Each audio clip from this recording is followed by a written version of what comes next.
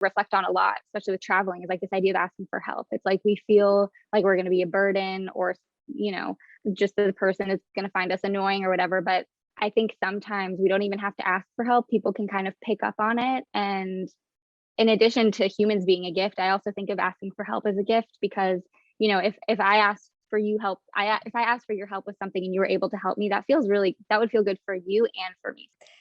Welcome everyone to Life with Liza podcast. Our mission at Life with Liza is to share people's stories and the challenges that everyone had to overcome, so that those who are listening in can get the courage, the strength, and the hope to be better selves.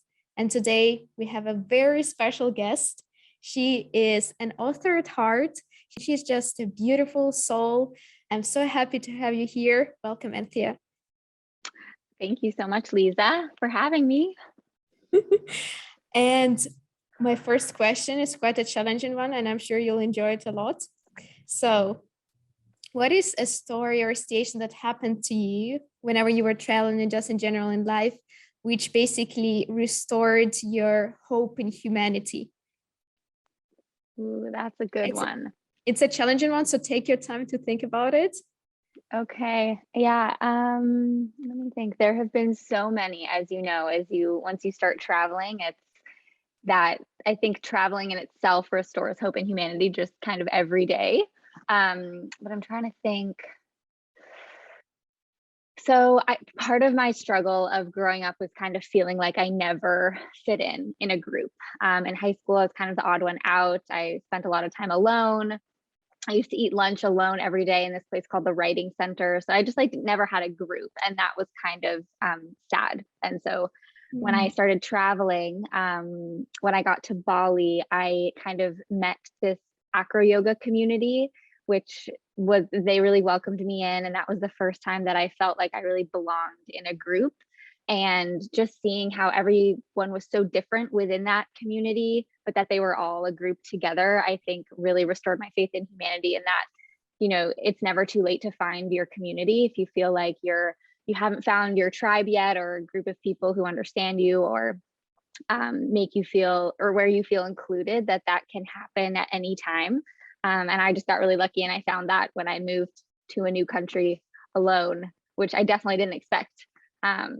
So that's one. Cool. And are you still in touch with that community? Yes, I met some of my closest friends from that community, and a lot of them do live in Bali. So I miss them very dearly. But I love knowing that they're there. And that's another cool thing about traveling, is you are able to connect so deeply with people, and that feeling and that bond really stays no matter where you are around the world. You kind of become the citizen of the world.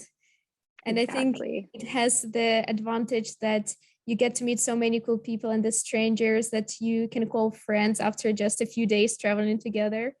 But at the same time, the downside that I felt, that you almost never feel like home, because you feel like so many people from all over the world have a place in your heart, that you just want to collect everyone in just one place and hug everyone. And yeah, I don't know if you also experience something similar to that. Yeah, I think so. But I think now when I think of my home, I think of more of the world and people rather than a place, which is really cool. So it's kind of like you become your own home, like as a person, and wherever you go, depending who's there, that becomes your new home for a short time. Wow. I think the thing that I just love about you is that you have so many cool concepts. And one of the ones that I just recently saw on your Instagram page was the concepts of gifts and the folder that you have on your phone. So if you could just tell us a bit more about that.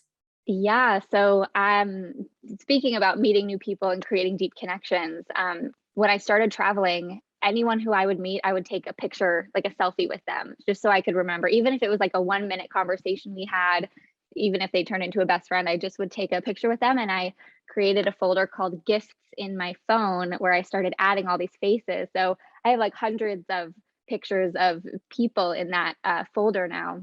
And I kind of like to think that humans are gifts, and they are sent to us in times of need. And so that folder helps me kind of get through hard times. When I'm feeling sad, I go back and the picture helps you remember the person, what their voice sounded like, what you talked about, like where you were that day, things that are easy to forget, when you're, especially when you're struggling. So that is, yeah, that's one of my favorite folders to hang out in. I just constantly go back and look, and I even have a picture of us from our first Instagram live we did together. So yeah. Oh my God. When you were just saying this, and I think every time I just saw you sharing this, I get goosebumps because I find it so beautiful. Just thinking of humans as gifts. Yeah. And then actually having them all in one folder and just looking at them and just realizing how powerful the human connection actually is.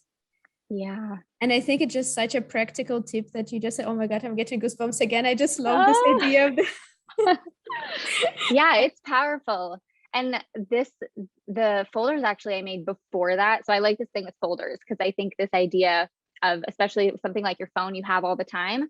So another folder I have is, it's titled You Are Loved. And anytime I get like a message from a friend or someone that's about, a time that we spent together or being grateful, I add things into that folder, You Are Loved. So if I'm ever feeling like really down or depressed, I go there to kind of reconnect myself to that love feeling. So yeah, I just wanted to share that just because it's, people say nice things and you forget them. It's like that idea that if you get one negative comment, but like 1,000 nice ones, you remember the negative. So I think in our head, sometimes we can get stuck in negative thoughts. And so having a folder full of positive love can help us get out of that cycle. Yeah.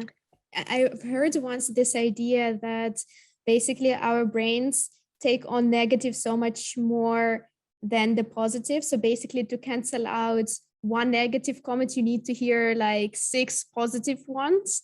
And I thought it's so crazy, especially now in this world with social media, where somebody you never know, you don't even know, can write something negative on your page. And your brain takes it on as if it's actually the person because with social media, like our brains are not used to the internet or social media, so we don't know if we know this person or not, because our brain conceives it as it's our friend, somebody from our tribe, because they have proximity to us.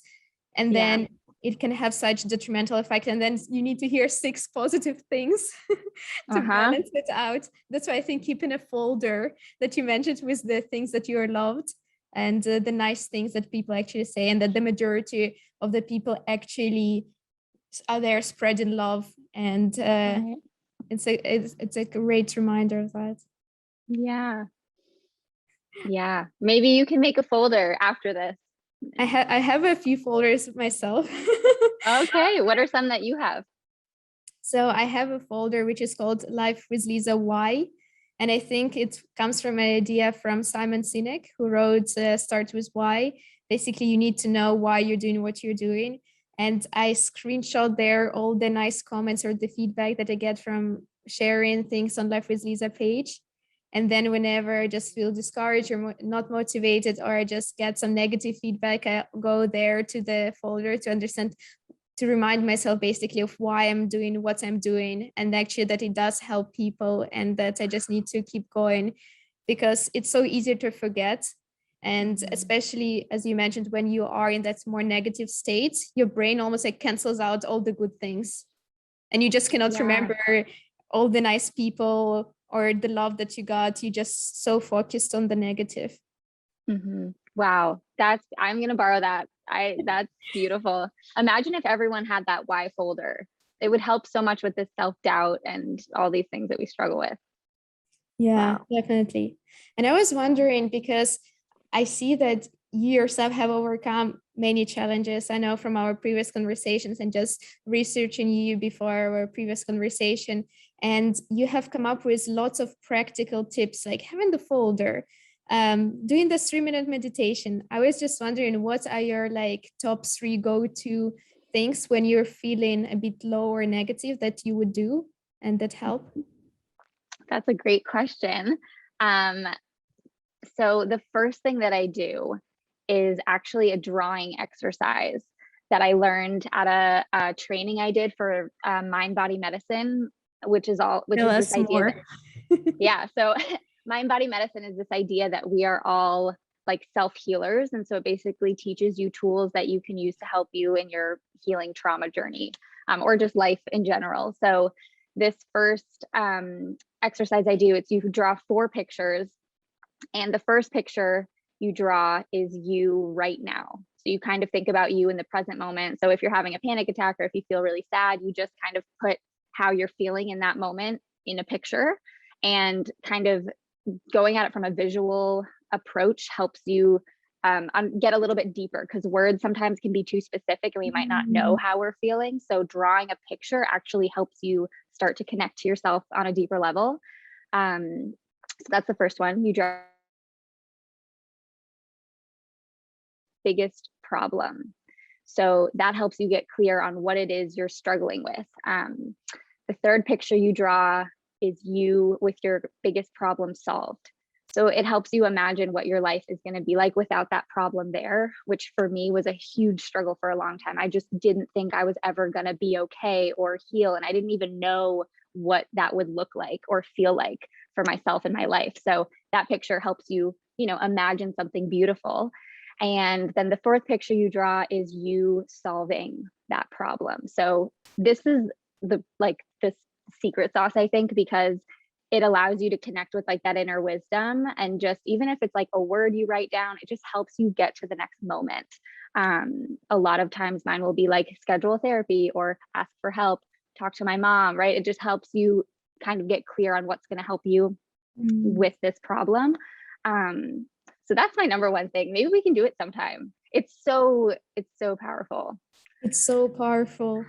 And I think especially just to add a bit of science behind it, because that's something that I just read about the brain. So we have 3 aspects of our brain. So the first one, which is the oldest one, which basically responds to our basic responses like flight or fight, etc.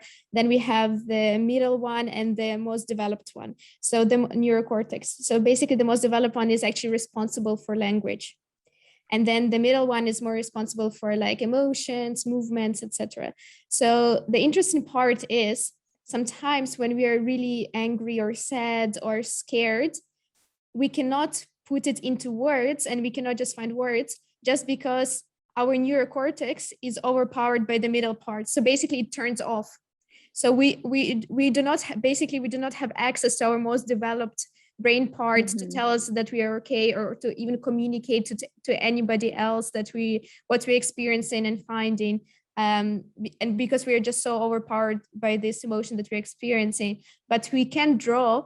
And I think that's why I was thinking that your go-to solution is so amazing, because actually it lets us still kind of express what we're feeling and what is the problem and how we can overcome it, even in the time when our brain is kind of locked in and we do not have access to the most developed part, and actually kind of relax us so that our brain can start working again, and we can we don't feel like we're under threat or in danger anymore. So exactly. It's so powerful.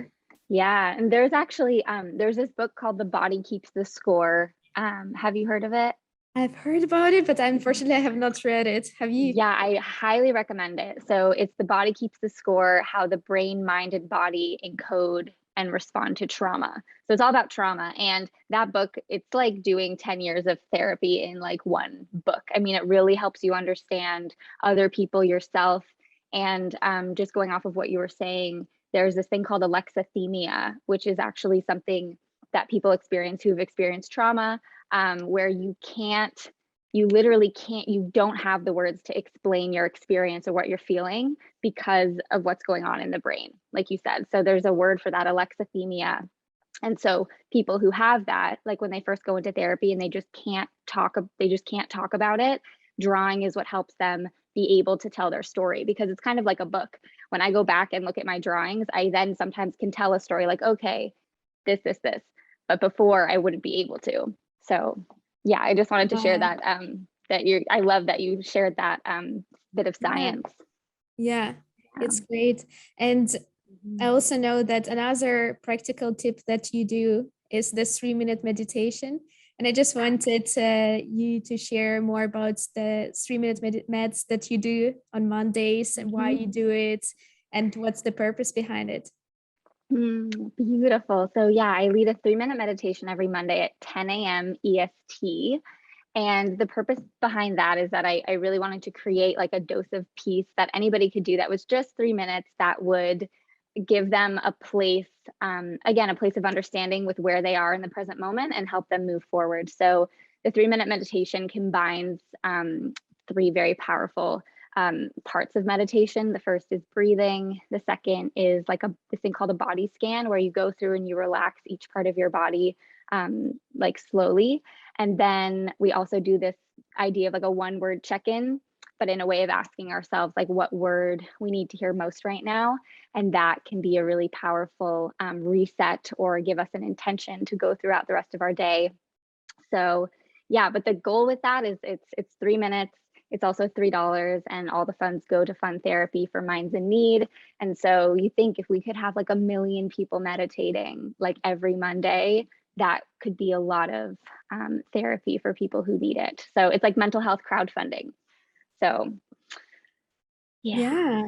And I think my favorite part about that, the 3-minute meds that you get, your daily dose of peace, is actually the talk afterwards, because you enter into this very peaceful and relaxed state, and just you're more aware of your state, even if you're a bit anxious that day, or whatever emotion you're experiencing, you're just more aware of it. And then you just share, everyone shares their words and their colors that they saw.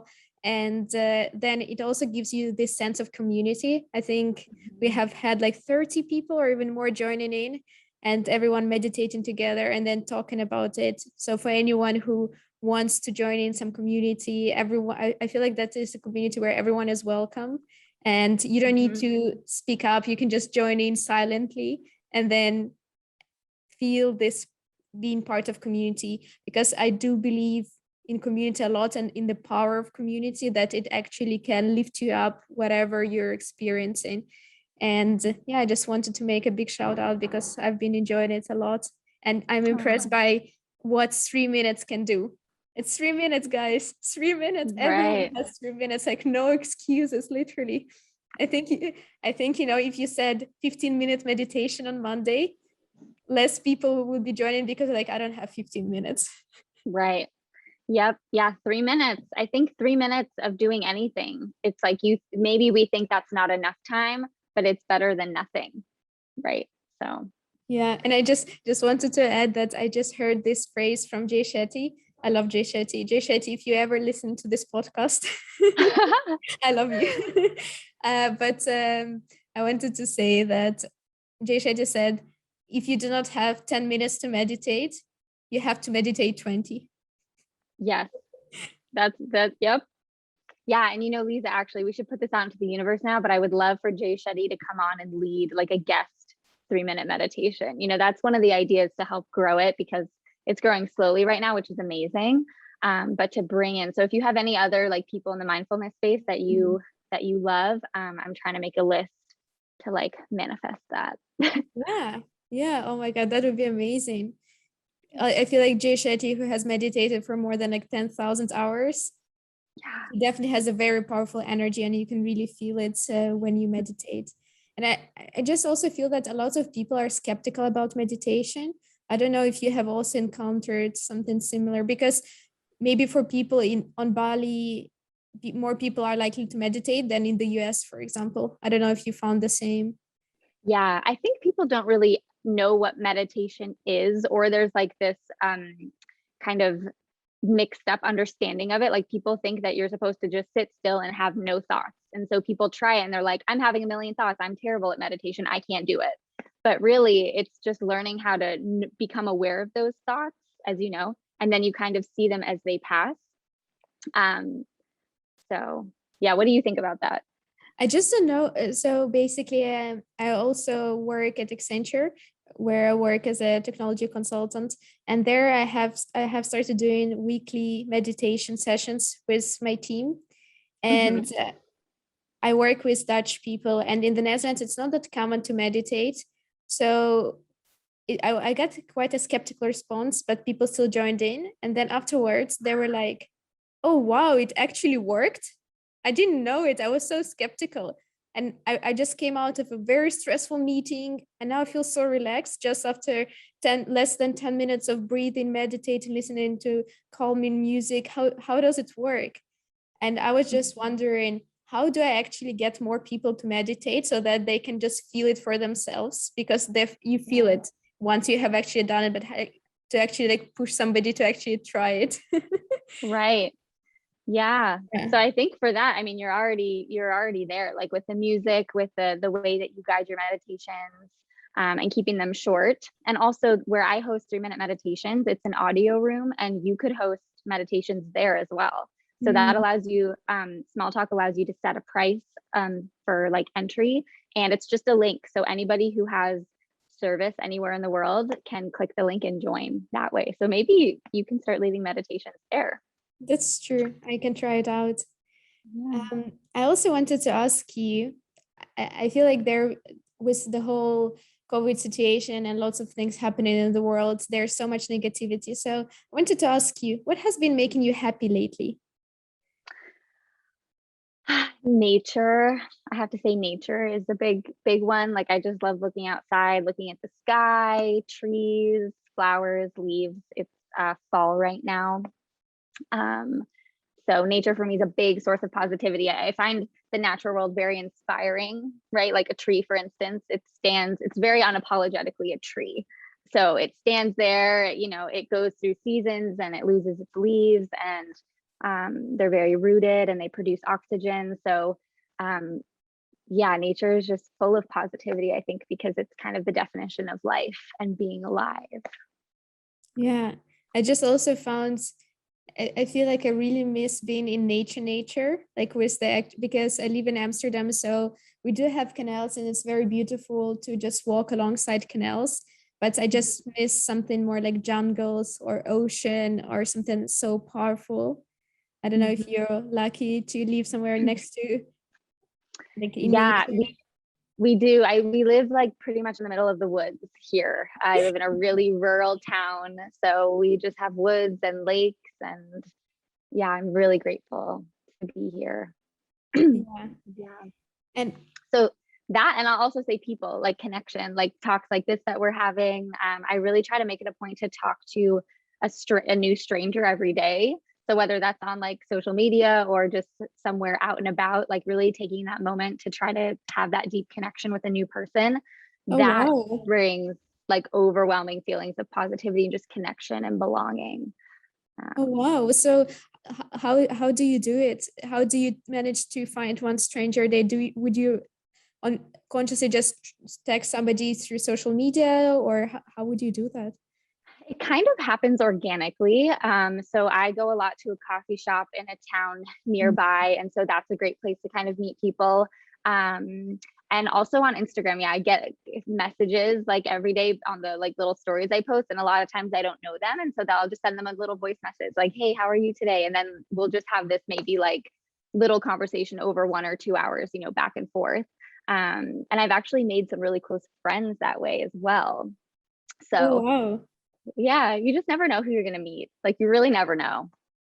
I It's love your outlook on life. I think it's oh, amazing just to know, yeah, just to be so open to meeting people, and at the same time, I think you have such a strong intentions to meet people. So if people find you, kind of like a maybe. magnet. Yeah. Yeah. And Yeah. what is actually one of the favorite lessons that some strangers or people you just met for a few minutes or not for so long taught you or you learned from them? Oh, there's so many. And I actually have like a note of all these little sayings that people have shared over the years. But I think one of them that I'll never forget is I think we mentioned this on our live that we did, but I was in a sorry. Let me just I was in a pretty abusive relationship for about a year, like lots of violence. And I was very confused, as many people get in those situations, about what was happening and what I should do. And if I could tell someone, and, you know, if it was my fault, like I was in this really tough place. And there were two people that I connected with. One was an Uber driver, and it was a woman. And she kind of noticed that maybe something was wrong. And so she was just asking me some questions, and I very hypothetically was like, yeah, so if you were in a situation where this was happening, and I was talking about my situation, like, what would you do as a friend to like help that person? And so she shared with me her story, and she basically told me, you have to leave. You need to understand that you could be in danger, and know that you're going to be okay, and there's going to be a life for you after. And that was in an Uber ride. This was in like a 45-minute Uber ride from an airport.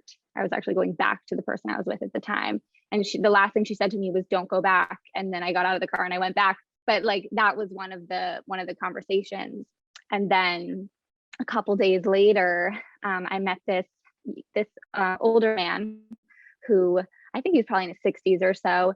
And he kind of reiterated the same thing to me. He's like, you have to be strong in leaving situations that don't feel good for you. And then he also said, one day you're going to have to like stand up for yourself and really demand like respect, because that's what you deserve. So it was like those two conversations, like one after the other, like got me out of the situation I was in. It was like a big part of it. And they were strangers. Like, I don't know who they are. I will probably never see them again. But yeah, I think that's what my answer would be. I think that also would answer the story that restores the hope in humanity, the one that we started this conversation with. Yeah. And sometimes, yeah, go ahead.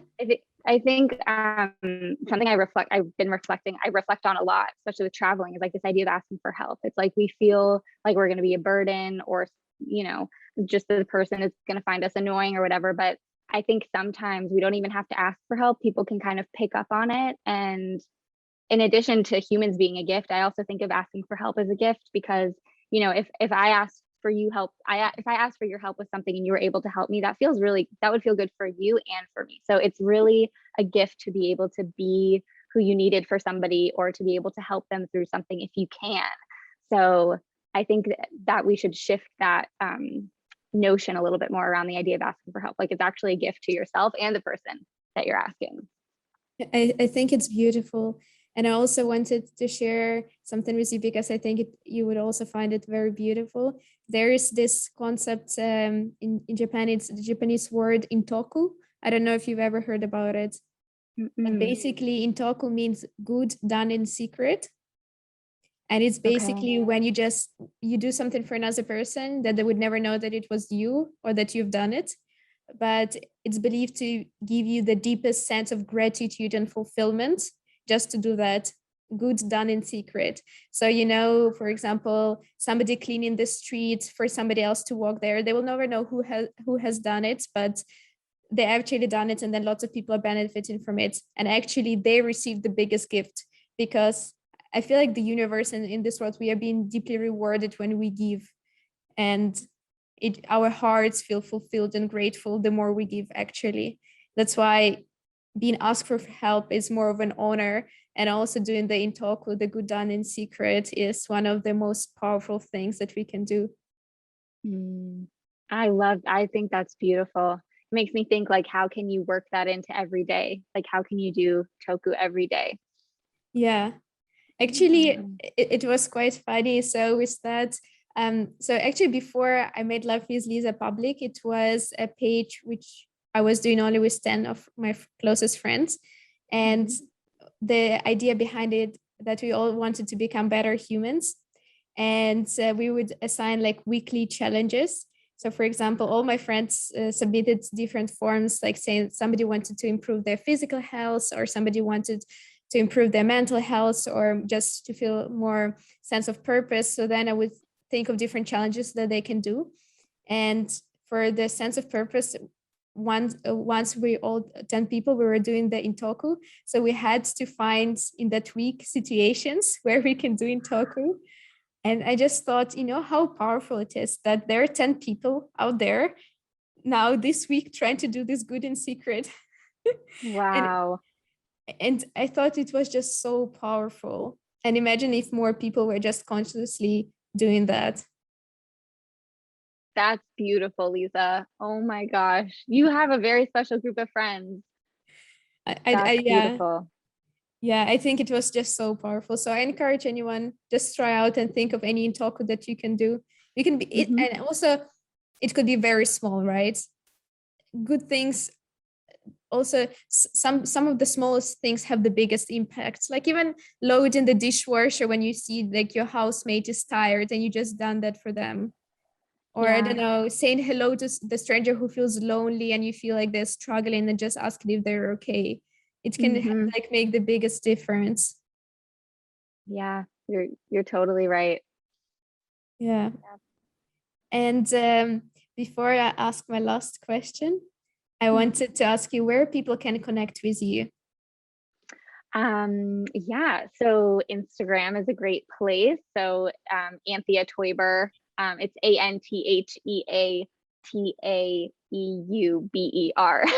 It's a big long name.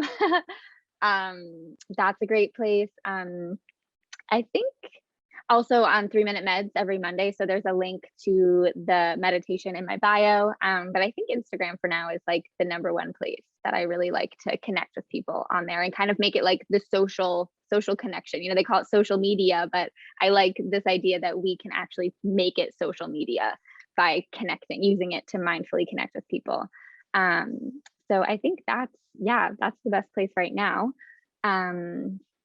Yeah. Cool. My last question would be, what would be one thing that you would have regretted if you had not done it through your lifetime? In the sense, if you're dying and you think about that one thing and you really regret that you have not tried or ever done it. It could be small or big.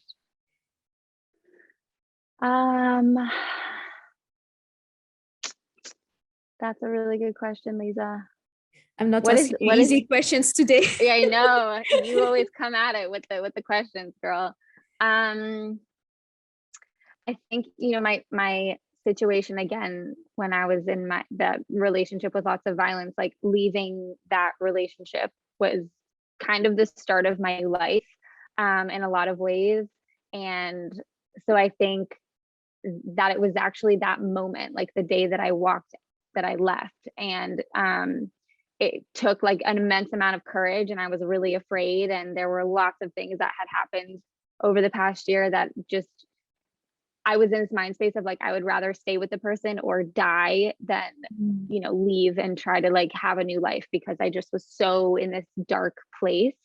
So I think it was that moment. And I think, you know, these kinds of relationships are really common when people are young and people get stuck in them for lifetimes, or, you know, sadly, there are lots of deaths in relationships as well. So I think that for me, it was leaving that situation. So I just think leaving a dangerous situation and learning what safety and peace felt like is really, it's a hard choice to make. But for me, that was the one moment. And also like asking for help. I think like, because I had to ask for help a lot in that situation from strangers, from my family. And now, yeah, I kind of look forward to asking for help. I'm like, ooh, what am I going to need help with today? And it's really helped me also offer more help and become more attuned to seeing, you know, if someone might be in a situation similar to mine. So yeah, and that's my answer. And I would love to hear your answer as well to that question, Lisa. I actually was thinking more of the thing that you would have not done, in the sense that you have not done it yet, like a future thing. But I actually really liked your answer as well, because I found it very valuable as well. But I can give my answer about the future thing while you can also think about your future thing. So I asked that question a lot myself, because I feel like thinking about dying will actually make me take action, because it can feel that we have a lot of time, and at the same time we do and we don't. So we have enough time, but we don't have that much time. And I think Buddha said, the problem that everyone has, they think they have time. And I think that phrase just gives me chills, because I really realized that there are things that I really want to do. And one of the things that I want to do, and I would have regretted not doing it, is building this online community, or just community of people, and basically encouraging them to be their better selves, whatever that better selves is, to embark on the journey of personal development. Because I think everyone has so many gifts, and it's such a pity when people just leave this world without ever giving their gifts and becoming what they could have become. So with everything that I do, with the podcast or with content that I'm sharing, I always want just to encourage people to be brave, to be courageous, to find the strength to actually take action, to be the better, to embark on the journey of being their better selves. And just doing it by my personal example, by fighting my own fears and doing things that I thought I could not do, just so that it encourages other people to follow their dreams as well. That's beautiful. And I'm curious, what inspired you to create Life with Liza? What got you into this path of wanting to encourage others? I you know, some things you just know. I don't know from where you know them, but I've been so interested in personal development from a very young age. I have a sister, she is 6 years older than I am, and she was studying psychology. And so basically when I was 12, she was 18, and she was reading all these psychology related books and about human behavior. And it just got really interested about that topic. And I just was wondering why there are so many great people in the world who can do so much, but they never get to do it. Because I sometimes you can meet somebody who is older and they're like, I would love to be an artist and draw these paintings, but I never actually got to do it. And I'm like, why not? I don't understand what was stopping them. And I think our world is a poorer place because of that. And I just cannot let that happen. And I think just sharing what I'm doing can actually maybe create a small moment in the world for other people to also try to find their gifts and to become better. And then our world will be such a beautiful place. Yeah, that's beautiful, Liza. Wow. It reminds me of this idea. It's like, you know how people talk about world peace a lot? Like, is world peace possible? Can there be world peace? And I think maybe there can't be world peace like all around the world at once, but I kind of think as people as their own little worlds. So I think there can be worlds of peace, as in like like through what you're offering, like helping people reach peacefulness within themselves. So there can be lots of worlds of peace around the world. And I think that I kind of share that dream with you, that I really want to dedicate my life to that mission and work with people like you to just kind of one mind at a time, slowly just to create more space for peace and mindfulness and improvement and self-forgiveness and all these things we've been talking about. Yeah, it's really beautiful. Oh wow. Okay, I think it's a great point to stop this podcast. Thank you so much for coming on to here. It was a great pleasure to talk to you. I enjoyed so much. And I'm sure that those who are listening in have received lots of value just to listen to this conversation. And be sure to check out Anthea's Instagram page. It's beautiful. She journals a lot and she shares lots of practical lessons there. It's a beautiful place to be. And maybe you'll be the next stranger she'll have a conversation with. Ooh, I would love that. And thank you so much, Liza. And I also want to encourage people listening. They'll know who you are already, but just in case they don't yet know, Liza's page is amazing. And I save so many of those quotes that you post. I'm always saving them. And I love the meditation. Like, she has a whole library of live meditations that you can do that are just really special. Beautiful. Thank you. Yeah, thank you.